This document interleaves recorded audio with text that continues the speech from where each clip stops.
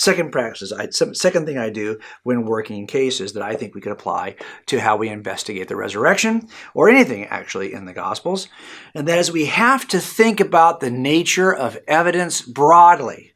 We have to think about the nature of evidence broadly. In other words, we're asking this question, what qualifies as evidence? Now you might say, well, forensic physical evidence of the scene. That's true. Evidence I can test that's physical is true, but also non-physical evidence at the crime scene is also non-forensic evidence.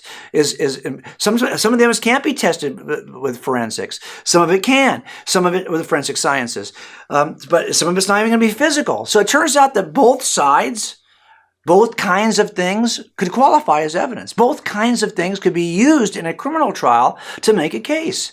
Both forensic physical evidence and non-forensic physical. Hey, how about this? Where the victim was attacked, you realize that where the victim was attacked is an important piece of evidence. It can determine really who we're looking for. Could it be anybody, or was it somebody who knew her? Often we know that based on the location. But guess what? Where the victim could have been attacked but wasn't, that's also of evidential value to us in a case. Do you see now, again, the two opposites are both valuable to us. Here's another one.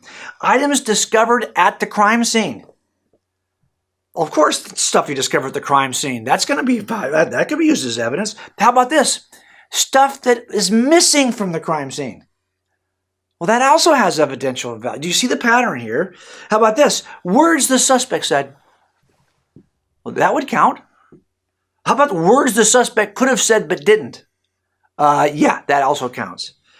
How about this? Something the suspect did. Well, yeah, of course that would count. How about this? Something the suspect could have done but decided not to do, or for whatever reason didn't do. Well, yep, that would also. Do you see what's happening here? So it turns out that with categories, the scope of what could be used evidentially to make a case is much broader than you think.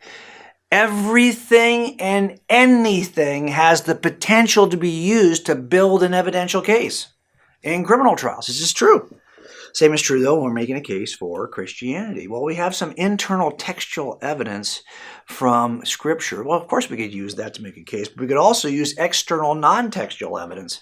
Well, how about this? Where did the event occur as recorded in Scripture? Well, that's going to be important to us, but where the event could have occurred but didn't, that's also going to be important. Well, how about this? The stuff that was described, right, by the author, whatever the gospel author is, of course, that's got evidential importance, but the stuff he left out, that's also of evidential importance to us. How about this? He describes that certain words were said by one person in the account, either Jesus or somebody else. Well, the words that person said, that's going to count. But it turns out the words they failed to say will also be important to our investigation. Whatever they did is important. Whatever they failed to do. Do you see what's happening here? It turns out, you used to think, well, what's on that page, that's what's what's not on the page also counts. And we have to kind of look at this differently. I often am more concerned about I always say it this way to my daughters: be careful what you say, because I'm going to hold everything against you. And they hate that, of course. But the point is, it's broader than you think. And I want us to keep that open, broad funnel of evidence in mind as we begin to examine the case for the resurrection. A lot more counts than you think counts. Everything has the potential to be part of an evidential case. Now, just before we go to the next principle, I just want to answer an objection I hear a lot that just drives me nuts. So here's the objection. It's something like this. You'll hear this said in the past. Extraordinary claims require extraordinary evidence. I can't tell you how many times I've heard that. And it's often used in the context of this second objection. If God exists, this idea, this quote, this claim, God exists, that's an extraordinary claim. You had better be able to produce extraordinary evidence to support such a claim. Well, what do you mean by extraordinary? I mean, what exactly? My own experience with this is slightly different. Let me explain to you what I mean. I had a case, which I described in the last session, in which a woman was killed by her husband in 1981, and there was no body. This is a case that appeared on Dateline, and as I investigated this case, as you can see here, I realized that, man, this event, the murder of this man, this man murdering his wife, was in many ways like lots of murders, incredibly extraordinary. Let me give you an example of this. It turns out in 1981, there were about 24 million people living in our state. Of those 24 million people, about 3,000, just a little over 3,000, were murdered, or committed murder, I should say.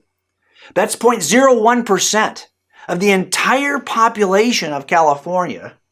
That's pretty extraordinary. That's a very small number. This is not a common thing or an ordinary occurrence. This is an extraordinary occurrence if you think about it, right?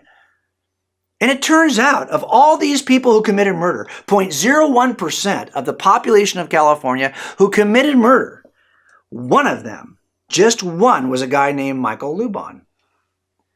He was 0.000004% of the population.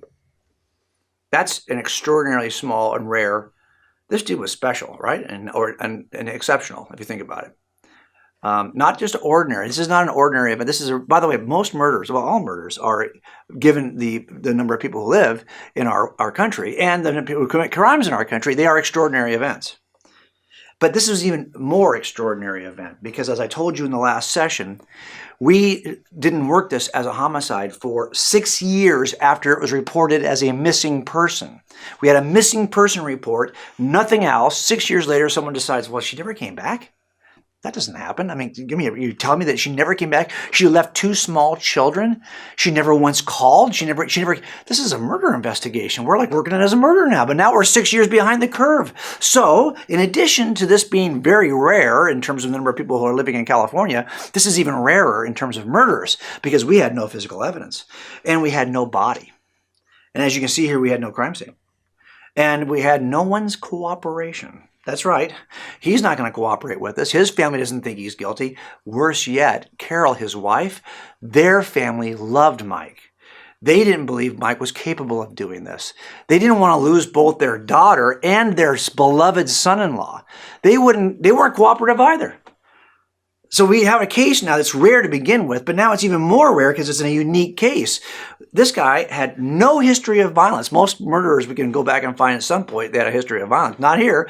And guess what? On top of it all, this is a case in which there was no apparent motive for Mike to do this to his wife. Now that's, okay, this is a terrible case. This is why this stayed open for so many years. This is an extraordinary, unusual case. Given that any murder in California, believe it or not, as you might not think it's so, but it is so, you just saw the numbers, it's extraordinary on its own. But not only that, this case is even more extraordinary based on the nature of the case. And this is why the sister of the deceased, the sister of the victim, basically said, no, I don't believe it. I don't believe Mike did this. Basically, you're going to have to show me some extraordinary evidence in order for me to believe that. There's no way. Now, okay, we get to trial. Here he is in trial. And I will tell you that everything has evidential use, right? We talked earlier about how to think broadly about evidence. The same was true here during his criminal trial. So we're looking at, where was Carol killed? Where wasn't Carol killed? What did Michael say afterwards? What did he fail to say when interviewed afterwards? What did Michael do? What did he fail to do? Do you see what we're doing here? The same thing I showed you in the last segment. We are using very ordinary evidence, very unexceptional evidence. It's the same way we approach everything in order to make this case. So it turns out we can solve extraordinary murders using very ordinary evidence. You don't need extraordinary evidence. We don't need some crazy test that's been devised in the last 5 years, and now we're going to bring it in with, and make it a hologram. No, we're not going to do any of that. We're going to use very ordinary evidence, the stuff I just told you about, the stuff we use in every case. Now let's take a look at this and apply this to, say, for example, the existence of God. Now, what's going to be used to make a case for the existence of God? Do I need extraordinary evidence to prove this extraordinary, unusual claim? Not really. I'm going to use all the kinds of ordinary evidence I would use. Forensic evidence, non-forensic evidence, where the phenomena occurs, where phenomena don't occur. What is discovered in the universe? What do we see about the nature of the universe? What's missing from the nature of the universe? What do the gospel authors, when it comes to Christianity in specific, what do they say? What do they fail to say? What did Jesus do? What did Jesus not do? In other words, we're going to make the case for this extraordinary claim called Christianity using very ordinary, unexceptional forms of evidence, because this is how we prove every extraordinary case, using the same approach we use to doing anything else. Now, let's just take one last thing here. Looking at the universe, okay, if we're going to suggest, and I believed this for years as an atheist, I rejected anything extranatural. If it couldn't be explained with space, time, matter, physics, and chemistry, I believe we would eventually just be patient. We will eventually explain it with those things. That's all you had. It's the only explanations that could ever exist were those that employed space, time, matter, physics, and chemistry. I was a philosophical naturalist.